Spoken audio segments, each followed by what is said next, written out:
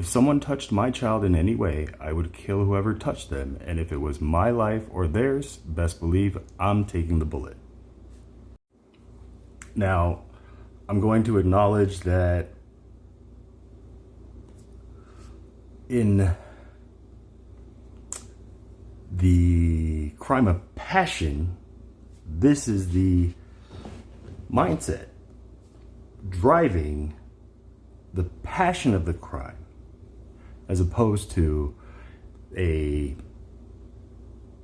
premeditated crime, I guess, in this situation. We've already witnessed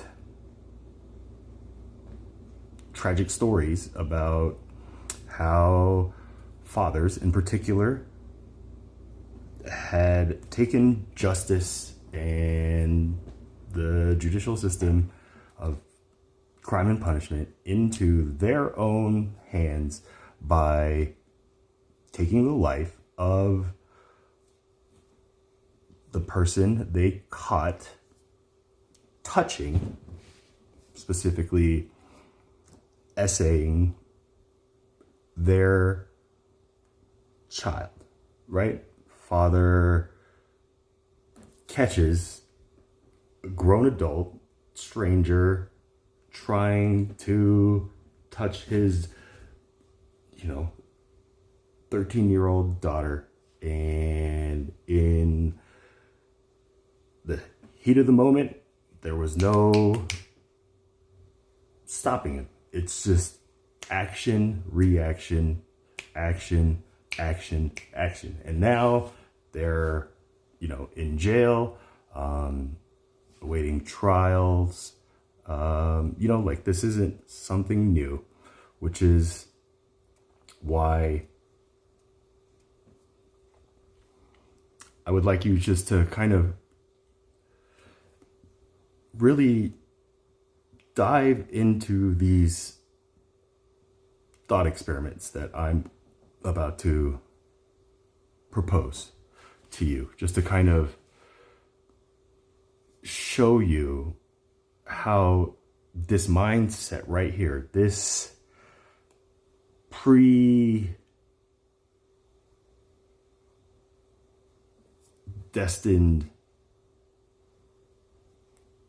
choice that parents make. And I'm not saying it's like the wrong thing. Your hearts are in the right place and your mind is just racing, through this thought experiment, so if you catch someone touching your child in any way, listen to this rhetoric, in any way. So if I just came up and I was like, hey, little girl, patting her on the shoulder, does that fall under the jurisdiction of this law? I'm sure it doesn't. I'm just, again, pointing out just the complete left end of the spectrum that this could be taken. Now, on the complete other end of the side would be, what if it was one of your children who was touching inappropriately your other children or your other child? What do you do in that situation? I'm not saying, again, this is what's happening. I'm just saying this is not something brand new or completely out of left or right field. This has happened where siblings, even guardians, parents, are the ones who are inappropriately touching these children. So what do you do if you found out that your partner, your spouse, was the one touching your children in this sense? Think about this. Are you, I hope at this point you're just kind of like, okay, that's a good point, as opposed to going the route that she took when I try to give her this same light, where she just goes on the defensive, claims victimhood or whatever. So I'm just hoping, from just man to man, and I'm not saying that in a sense where women are, excluded from this, but I'm just pointing out man to man, you know, as a father, there's a lot of threats. And even you as fathers can find yourself in this predicament where what if you have a wife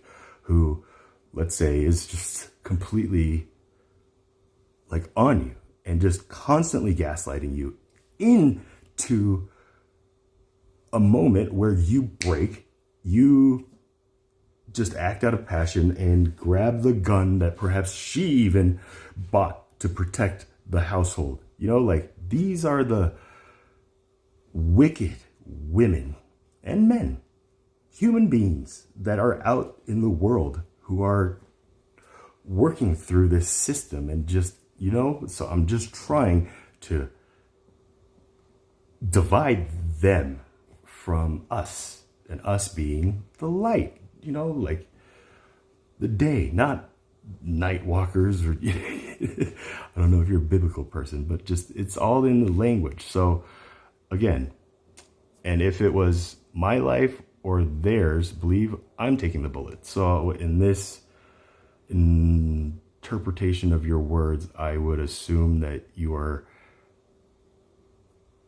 talking about if your child, if it's your child's life versus your life under the barrel of a gun, you're going to be the one who jumps in front, right? Or, you know, dies for them. You know, it's a very clear cut. Yes. You know, like if somebody shoots at a child, like, you know, just like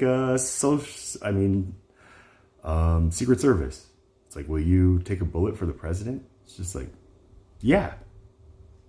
You know, it's easy to say, but, you know, God forbid it ever happens. But when it does happen, how many Secret Service members do you actually see? Like, you know, not that I'm blaming Secret Service. I'm just saying when it comes time to put your money where your mouth is or walk the walk that you kept talking and talking, this is what I fear, you know, and this is where I just hope my words flip on a light switch of just a new level of conscious awareness about the words that we are not only speaking, but, you know, posting, writing out here, putting out this energy, I'll say, you know, like, yeah, this is how I believe, rather than, you know, more people who are able to just hopefully have a conversation indirectly, a chat, an indirect, informal conversation, which is what we're doing here. And, you know, I'm not gonna, you're doing, that's the fatherly thing. But again, you know, if you have your young daughter, you know, is this like the shotgun father? Like, my daughter better be home at 11. And if she comes back, you know, it's like that kind of dad, like that kind of fear that fathers portray as like a character. Like, yeah, I'm that kind of father, you know, like I'm the cool dad, but I'm that shotgun dad, you know, like versus like the father who just is just too overprotective, which, you know, we can see is, you know, it's like, where do you stand in this? And ultimately, I just hope that you just learn to just simplify the mindset and just tell yourself, look, don't get caught up in this misdirection. Just continue to believe that no matter what I need to do, I will always be there to protect my child from any danger or harm until I die. You know, like it's that kind of mantra versus, yep, anybody who touches my daughter, I'm going to kill them. And if it's me or them, I'm going to take the bullet. You know, it's like that's two different ways of waking up and living life. I'm going to protect my children versus if anybody kills, you know, it's, do you understand what I'm trying to point out here in mindset?